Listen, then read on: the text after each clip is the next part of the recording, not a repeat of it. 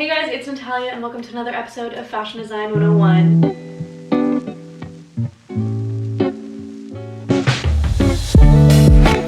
Probably should have been one of my first episodes and I don't know why it's taken me so long to do this, but today I'm going to teach you how to properly measure yourself. This is going to be quick and easy, but I've realized throughout my years of making custom pieces for people that not everybody knows how to measure themselves properly, and it's kind of a crucial part of the process. So I'm going to show you how to do it on yourself, but ideally if you can have somebody else do it for you, it's a lot easier, and I'll show you why on the mannequin. That being said, let's just get straight to it. Step number one, you want to make sure you're wearing tight-fitting clothes, or if you're measuring yourself, it's best to literally just do it in your bra and underwear. I will say it is important to wear a bra if you're going to be wearing a bra in whatever final piece you're making. If you're not, then it doesn't matter as much, but it is usually easier to measure with a bra on. And essentially you just want to make sure the clothes you're wearing are tight fitting, but they're not like cutting into you or compressing your body too much, like just enough so that you can get an accurate measurement, but it not distort it in any way. So we're going to start off with the three main measurements, which is your chest, your waist, and your hip. Your chest measurement is the largest part of your chest, so basically right at the center of your chest. You want to make sure that the measuring tape is as straight across as possible, and again along the largest part of your chest. You want to make it tight, but not so tight that you like can't breathe out of it, and then that will be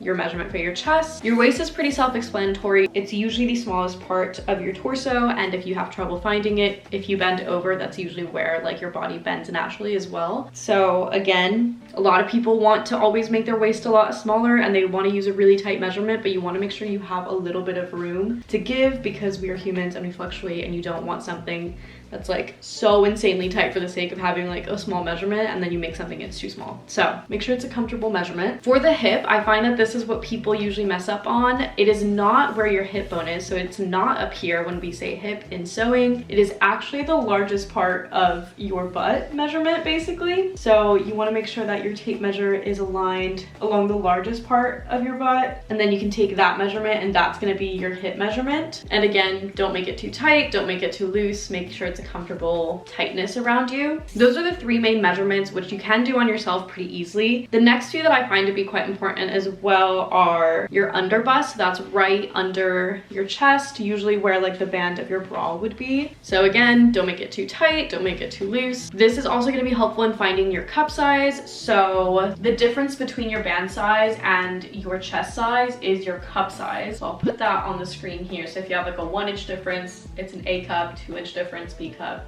3-inch difference, C cup. That's really helpful in figuring out your true cup size and your true bra size. Moving on to other measurements I really love to get from people when I'm making customs is a shoulder to waist measurement. So basically from kind of like the nape of your neck, like over here on your shoulder, to where your waist hits. So like this basically. This is your torso measurement, and this is a really important one because obviously all of our bodies are very different and all of our proportions are quite different. If you're making a dress that like cinches in at the waist and then goes out, and somebody has a really long torso, maybe if you make it to a generic sizing, their waistline might end up looking a lot higher than it should because you didn't take that one measurement. So that's a really good one to take that I feel like is a bit underrated. The next one is waist to hip. So generally speaking, most people's waist to hip ratio is going to be between 7 to 9 inches. That's kind of like the standard, but again, it's just taking from your waist up here all the way to where the highest point of your hip was, and then figuring out what that would be over here. This is really important for making bottoms. If you're making like a tight fitting skirt, you're gonna need to know like obviously where your waist starts, where your hip starts and ends, so that you know how to like properly shape it around your body. The next couple I'd rather have somebody else do for me than me do it on myself because they're a little bit more complicated. And something that's really important when you're taking your measurements is always like looking forward and standing up straight. If you look down, it does actually change your measurements, especially when we're talking about something like the inseam. So the inseam is essentially just like this seam of a pant, which is really hard to do on yourself because you have to like bend over to see it, but if you bend over, it changes the measurement. So if you can have somebody else do it for you, you can literally just hold your measuring tape up here at basically like the start of your crotch, and then however long you want the inseam to be is the length that you choose down here. If you're making shorts, you would choose something higher up here, midi length, and then, you know,